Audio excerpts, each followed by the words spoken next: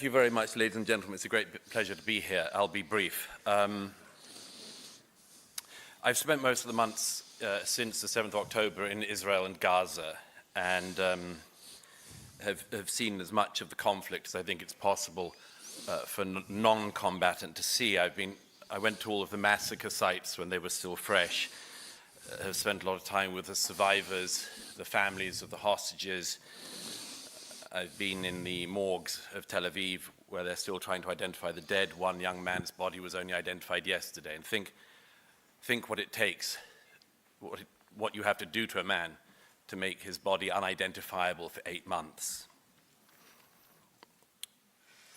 One of the things that struck me most after the 7th of October was I was at one of the reunions of the Nova party. And these are all young people who'd seen their friends raped and murdered in front of them. One young man, a survivor, showed me footage from his phone, and it included footage of a young friend of his who didn't make it into his car and was lynched by a mob immediately afterwards. This young man, this survivor, said to me, "What would you do if this happened in your country?" And I thought, I didn't say, but it has. It has happened in my society, in my Europe, in my West. The scale may be different, but the terrorists are the same. It happened here in Paris at the Bataclan. It happened in Manchester, where 22 young girls were blown up for the crime of going to a pop concert. It happened at the Pulse nightclub in Orlando. The scale was different, but the perpetrators are all the same.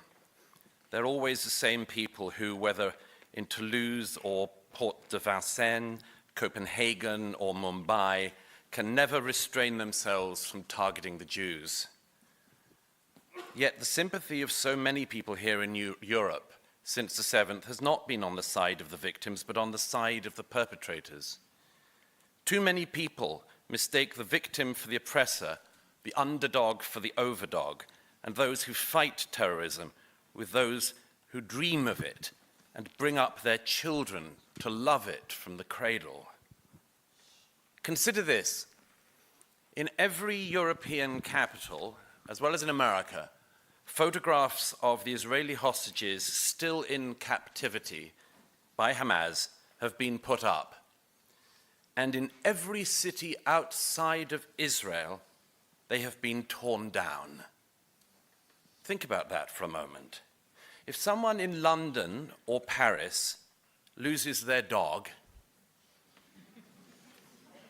they will put up a poster asking people to help find them.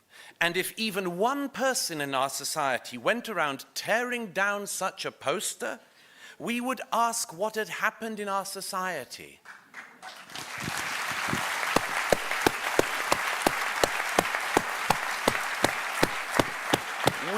We would ask why we were producing people so pathological.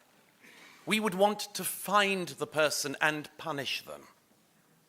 Yet when the missing are Jewish children, or Jewish women, or Jewish men, because there's no crime in being a man either.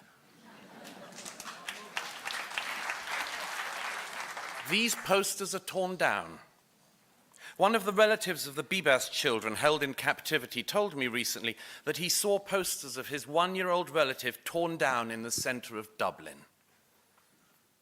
One other consideration. We have all for years heard the feminists issue a call on male sexual violence against women. Believe all women.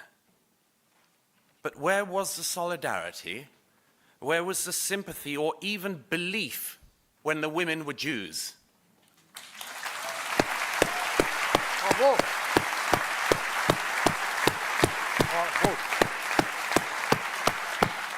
The belief evaporates. And I won't even go into the psychopathology and suicidalism of Queers for Palestine.